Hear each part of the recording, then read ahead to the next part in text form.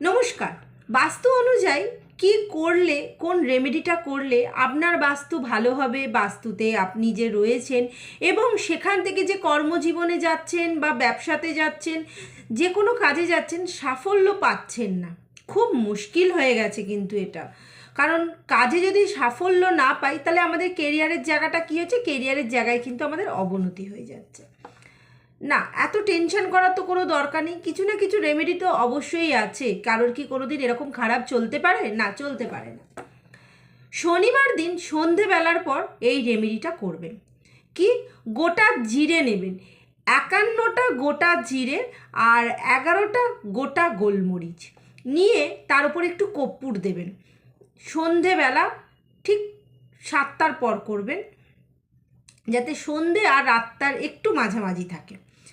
এতে আপনার শনি এবং রাহুর দোষ যদি কোনো খারাপ প্রভাব থাকে সেটাও কেটে যাবে এবং কর্মজীবনে যে প্রবলেম আসছিল, কর্মের জায়গায় সাফল্য, ব্যবসার জায়গায় উন্নতি থাকবে এবং যদি কোনো কারোর কুদৃষ্টি থাকে সেটাও কিন্তু কেটে যাবে। এরপর আসছি যে যারা দেখছেন ঘরে প্রচণ্ড ঝগড়া অশান্তি হচ্ছে, কিছুতে ভালো হচ্ছে না, একে অপরের এক এক সময় মুখ দেখলে মনে হয় ঝামেলা লেগে যাবে, তারা করবেন এই রেমেডিটা। কবে করবেন? শনিবার দিনকে করবেন। শনিবার দিনকে করবেন। 10টা গোটা গোলমরিচ নেবেন আর 21টা গোটা জিরে নেবেন, তার উপর একটু কর্পূর দেবেন। এই ক্রিয়াটি করবেন ঠিক সন্ধ্যে 6টার সময় এবং সেই ধোঁয়াটা একটা ওই জিরেটার এটা পোড়ালে দেখবেন একটা ধোঁয়া উঠবে, সেটা পুরো ঘরে আস্তে আস্তে করে দেবেন।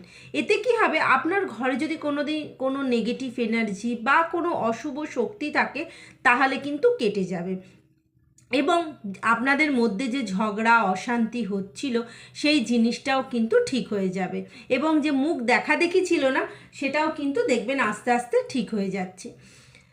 এবার আসছি যে অনেক বাড়িতে দেখছেন যে অসুস্থ হয়ে মানুষ রয়েছে, অথচ কোনো কিছু কারণবশতই সুস্থ হচ্ছে না।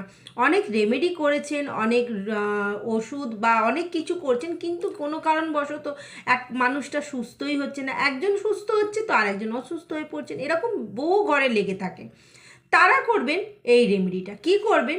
শুক্রবার দিনকে ঘরের মেন দরজার সামনে, শুক্রবার দিনকে ঘরের মেন দরজার সামনে ঠিক রাত্রি 9টার পর ক্রিয়াটি করবেন। 9টার আগেও নয় বা 9টার পরে, ডট 9টা।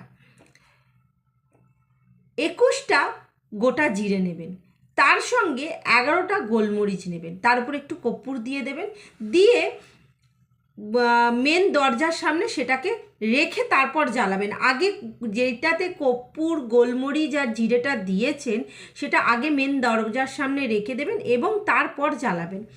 জ্বালালে দেখবেন তার একটা ধোঁয়া আসছে, সেই ধোঁয়াটা সে আপনার ঘরেও কিছুটা ঢুকবে এবং বাইরেও যাবে, তাতে জানবেন নেগেটিভ এনার্জি আপনার কেটে যাচ্ছে। যদি কেউ কিছু আপনার ঘরেতে করে থাকে সেখান থেকে দেখবেন আস্তে আস্তে মুক্তি পাচ্ছেন। এবং যেরকম আপনার ঘরে একটা অসুস্থ, মানে সব সময় ডাক্তার এরকম একটা ব্যাপার চলছিল, দেখবেন কেটে যাচ্ছে। এইগুলো যে রেমেডিটা বললাম শুক্রবার দিনে, প্রত্যেক শুক্রবার করে যাবেন। শনিবার দিনের রেমেডি প্রত্যেক শনিবার করে যাবেন। কারণ এখানে এবার যদি বলেন যে আমি প্রত্যেক মাঝখানে যদি বাধা পড়ে কিছু অসুবিধা নেই, তো না, যদি আপনি কোনো দিন করতে না পারছেন কোনো প্রবলেমের জন্য, আপনার বাড়িতে আর কোনো মানুষ তো থাকবে, তাকে বলবেন করে নিতে, তাতে আপনার সুবিধা হবে। ঠিক আছে, করে দেখুন রেমেডি। খুব জোরালো একটা রেমেডি বলেছি, করলে কিন্তু খুব ভালো সাকসেস পাবেন।